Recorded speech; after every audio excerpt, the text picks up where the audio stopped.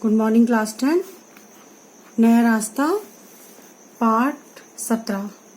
इस पाठ को भी आप स्वयं पढ़ेंगे और यही आपका होमवर्क है। इसका सारांश भी आप पढ़ेंगे, शब्दार्थ भी आप पढ़ेंगे। अब हम इसके प्रश्नोत्तर पे आते हैं। प्रश्नोत्तर नंबर 2 एक आप लोगों के लिए किया हुआ है उदाहरण के लिए। नंबर 2 जो गद्यांश है, अमित व उसके साथी मित्र वहां से जा चुके थे, परंतु मीनू अभी भी सोच में डूबी हुई थी। मीनू की तल्लीनता तब भंग हुई जब नीलिमा ने उसे बताया, मीनू इनका ये मित्र था ना अमित, जो मुझसे बातें कर रहा था, उसका रिश्ता टूट गया है।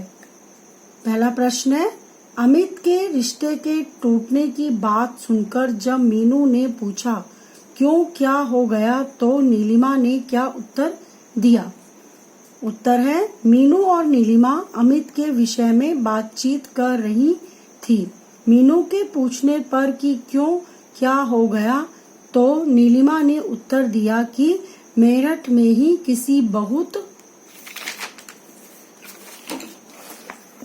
बड़े घर में अमित का रिश्ता हुआ था।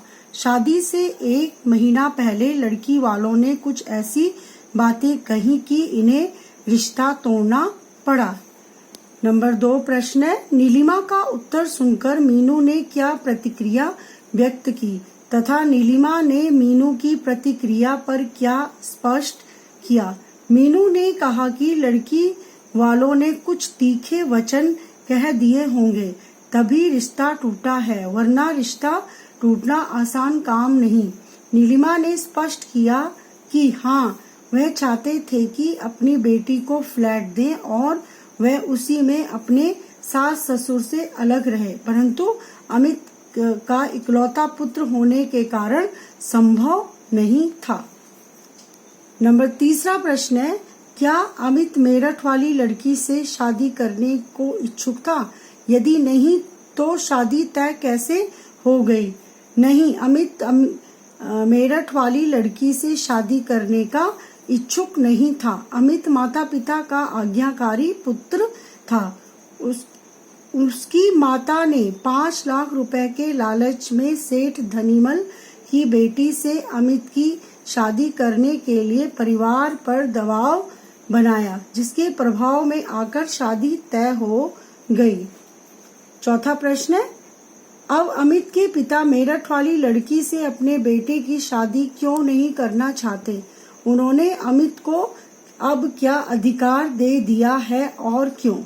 अमित के पिता अपना इकलौता पुत्र खोना नहीं चाहते थे, वही उनके बुढ़ापे का एकमात्र सहारा था, इसलिए वे मेरठ वाली लड़की से बेटे की शादी नहीं करना चाहते थे। उन्होंने अमित को मेरठ वाली लड़की से शादी करने या ना करने का अधिकार दे दिया था, क्योंकि वह अमित की जिंदगी का सवाल था।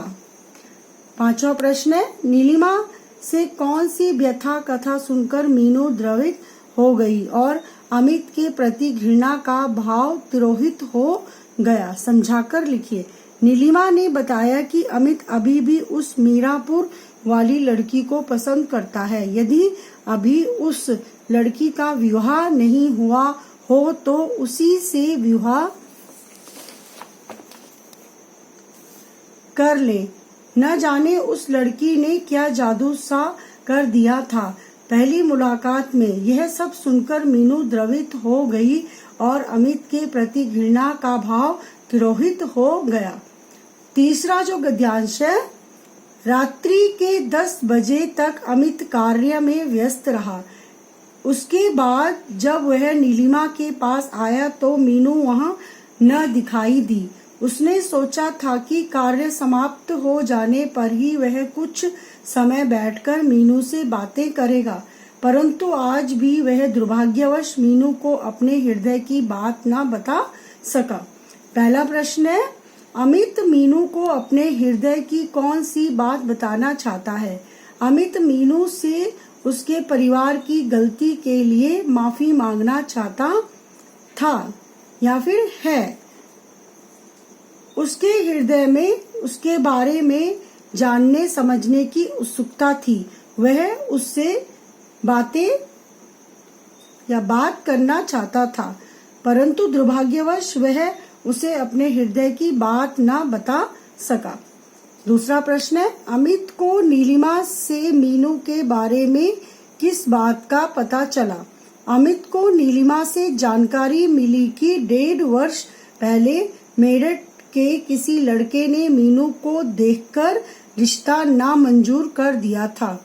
तभी से वह निराश हो गई है। अब उसमें पढ़ लिखकर अपने पांव पर खड़े होने की लगन उत्पन्न हो गई, ताकि समाज में ऊंचा सिर करके रह सके। तीसरा प्रश्न है, मीनू की व्यथा कथा सुनकर अमित को क्या महसूस हुआ? इस सब के लिए वह किसे दोषी मान रहा है और क्यों? समझाकर लिखिए। मीनू की व्यथा कथा सुनकर अमित को आत्मग्लानि महसूस हुई। उसे लगा कि उसने मीनू के हृदय को पीड़ा पहुंचाई है। उसी के कारण मीनू जीवन में इतनी निराश हो चुकी है, क्योंकि अमित के माता पिता ने मीनू के साथ धोखा किया था। चौथा प्रश्न है, अमित ने नीलिमा को यह क्यों नहीं बताया कि वह स्वयं ही वह लड़का है जिसने मीनू के दिल को ठेस पहुंचाई है? अमित ने नीलिमा को नहीं बताया क्योंकि अब उसे वहां एक पल भी बैठना मुश्किल लगा। वह अब घर जाना चाहता था। रात भी हो चुकी थी। उसके मन मस्तिष्क में मीनू का मासूम चेहरा घूम रहा था, जिसके कारण वह नहीं बता पाया। पांचवा प्रश्न, आप इसको स्वयं करेंगे। आपस में बातचीत से बहुत सी समस्याओं का हल स्वयं ही निकल आता है तथा बहुत सी गलतफहमियां दूर हो जाती हैं। इस बात से आप कहाँ तक सहमत हैं? ये बात जो है पूर्ण रूप से सहमति योग्य है और आप इस प्रश्न को स्वयं करेंगे, अपने विचारों को लिखेंगे। ये आपका होमवर्क है और इसके साथ साथ आप इस चैप्टर को भी स्वयं ही पढ़ेंगे। ये चैप्टर जो अध्याय 17 है, ये आपने स्वयं पढ़ना है।